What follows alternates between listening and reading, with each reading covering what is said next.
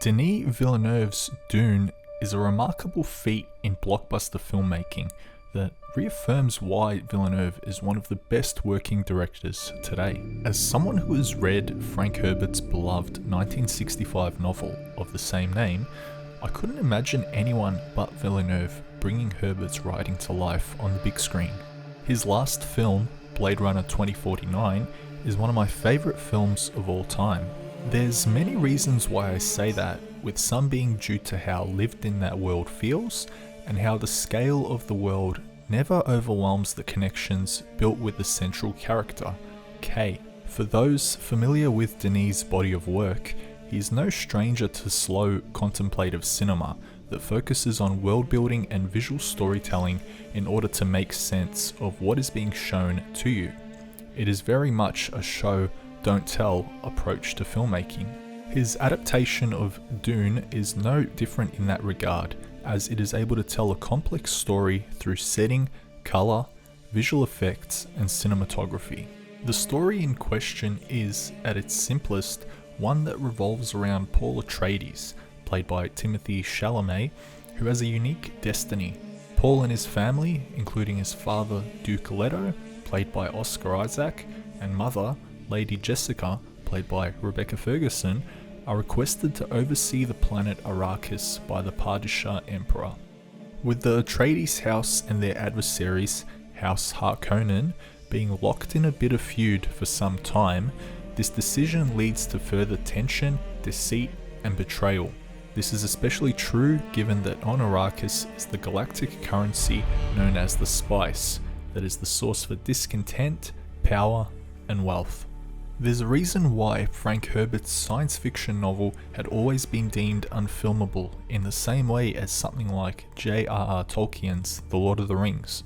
Like The Lord of the Rings, Dune is comprised of a level of detail that captures the minutiae of the world it creates and the characters that occupy it, whether that be through numerous internal monologues, vivid imagery through carefully selected wording, or just the fact that the hero's journey isn't approached in a way that would seek to validate the protagonist's actions. As mentioned, the story itself is a rather complex one, if not for Herbert's approach to writing the book, then definitely for its emphasis on ideas pertaining to feudalism, mysticism, perennial truth, and numerous other ideas and leanings.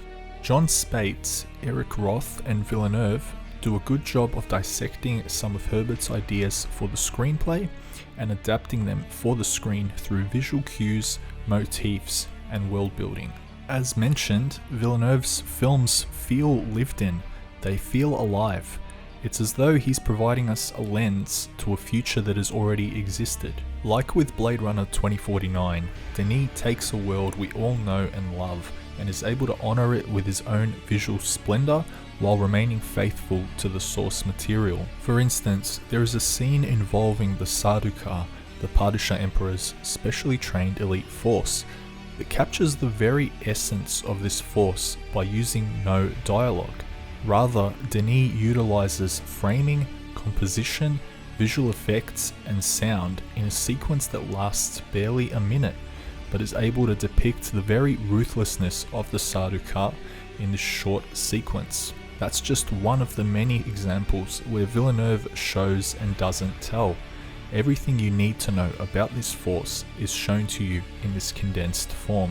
In essence, Denis demystifies Herbert's written word for the screen, and then mystifies it by giving you little doses of the book's ideas without giving too much away. The biggest issue I had with the film was characterization and some plotting. Some might view Villeneuve's treatment of character as one that is reflective of Herbert's own reluctance to provide overly accessible characters. However, films need that connection, otherwise you're relying on visual bravado to take you where you need to go, which it does, but that aspect is a shortcoming nonetheless. I'd even make the case that Herbert's own novel offers characters like Gurney Halleck, Duke Leto, and even Paul to an extent, for emotional support and for connection. That said, as with any adaptation of a novel or novels as rich in detail as Dune, Villeneuve has to sacrifice key aspects of the novel in favour of an adaptation that is worthy of a 155-minute feature.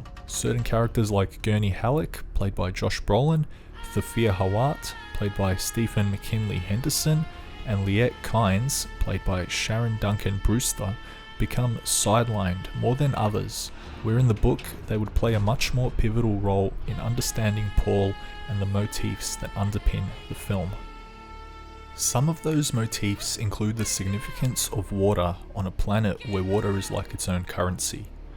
A film like George Miller's Mad Max Fury Road did a stellar job in capturing the significance of water in a largely desolate desert setting where it is treated as a controlling tool. Villeneuve's Dune has moments where its significance is brought to light, but it never fleshes that out in a way that would make an audience member, unless you had read the book, realize the significance of the still suits that the characters wear, or the cannibalistic-like repurposing of a deceased person's water.